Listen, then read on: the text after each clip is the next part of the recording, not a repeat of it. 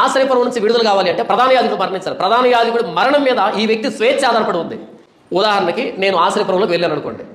ఆ వెళ్ళినప్పటి నుండి నేనేం కోరుకుంటాను? ప్రధాన యాజకుడు ఎప్పుడు మరణిస్తాడు, ప్రధాన యాజకుడు ఎప్పుడు మరణిస్తాడు, అదే కదా కోరుకుంటాను. ఎవరైనా వచ్చారంటున్నాను చూడడానికి, అడుగుతాను, ఇంతకు ప్రధాన యాజకుడు ఎలా ఉన్నాడు, షుగర్ ఏమైనా వచ్చిందా, బీపీ ఏమైనా వచ్చిందా, మనసులో ఉన్నాడా, దగ్గుతున్నాడా? వాళ్ళు చెప్పారనుకో, లేదు లేదు చాలా బాగున్నాడు, దిట్టంగా ఉన్నాడు, ఇంకా 10 ఏళ్ళు ఇంకా 40 ఏళ్ళు గ్యారంటీ అంటే నేను దిగులు పడిపోతాను, అయ్యో ఇంకా 40 ఏళ్ళు బయటికి వెళ్ళనా అని. అలా వచ్చిన వాళ్ళు ఏమో ప్రధాన యాజకుడి మధ్య దగ్గుతున్నాడు బాగా అంటే, అమ్మయ్య ఇంకో సంవత్సరం లేదు ఇంకో సంవత్సరం మొత్తానికి పోతాడు, నేను బయటకు వచ్చేస్తాను. ఆశ్రయపురంలో ఉండేటువంటి ఆ వ్యక్తి ప్రధాన యాజకుడి మరణాన్ని కోరుకుంటాడు.